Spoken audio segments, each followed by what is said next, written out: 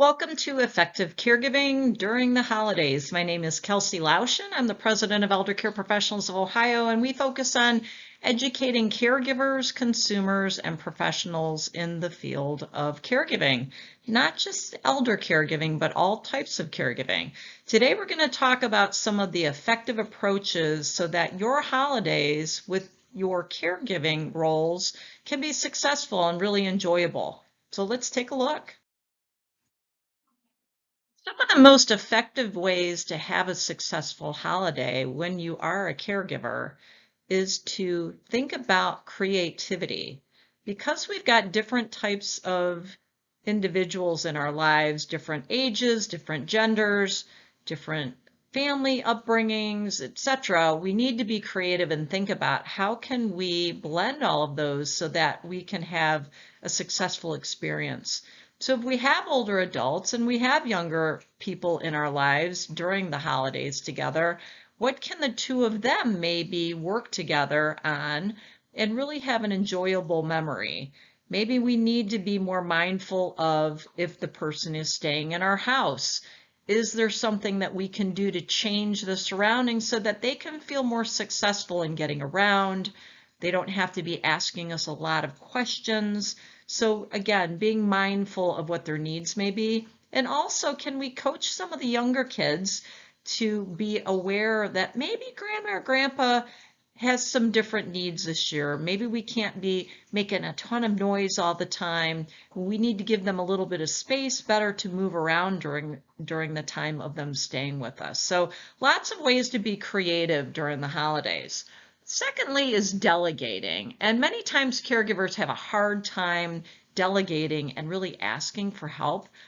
Many times we are kind of type A as caregivers and we want to get it all done. We say to ourselves, it's just easier if I do it myself. But then we end up getting burned out and we get resentful that no one is stepping up to help us. So we need to learn how to delegate. And delegation is really important because we need to be very specific in what we need help with. So if you are caregiving, instead of saying, I need help, be very specific about what you need help with. Maybe you need help picking up someone from the airport while you stay at home and work on a meal.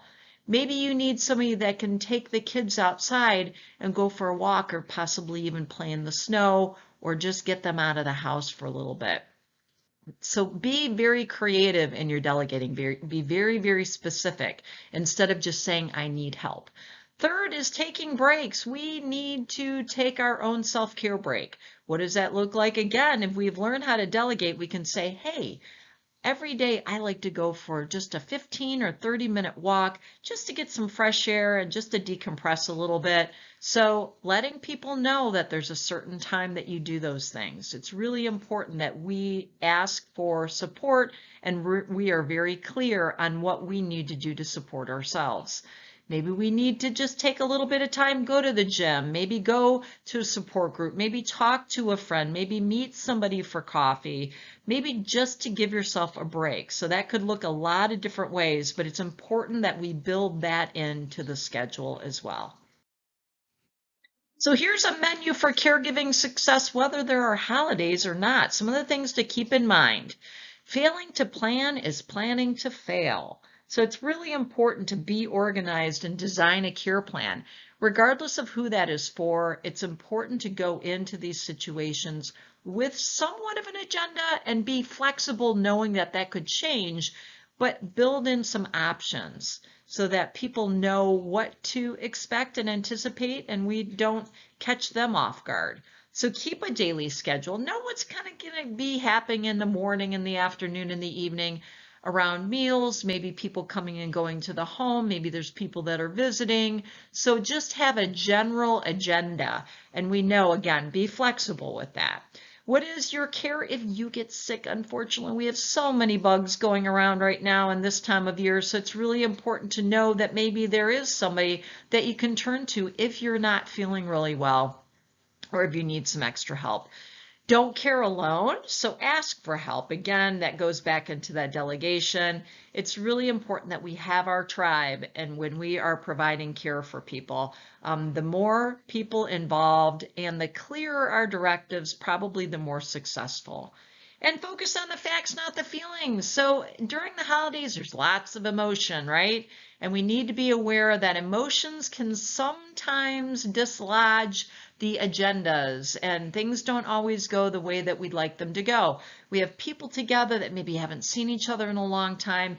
Everyone may be in close quarters. Maybe some people are drinking alcohol, and that can add to a little bit of the challenges as well. So we just need to be aware that try to stay as rational as possible and let people know beforehand, hey, if this is going to happen, we need to make sure that we're following through with this type of plan. So the clear.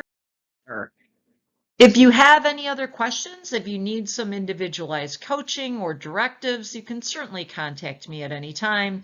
My contact information is on the screen, and also you can check us out online through our website at eldercareofohio.com. Wishing you and your family and your loved ones a very happy holiday season ahead. Thanks, everybody.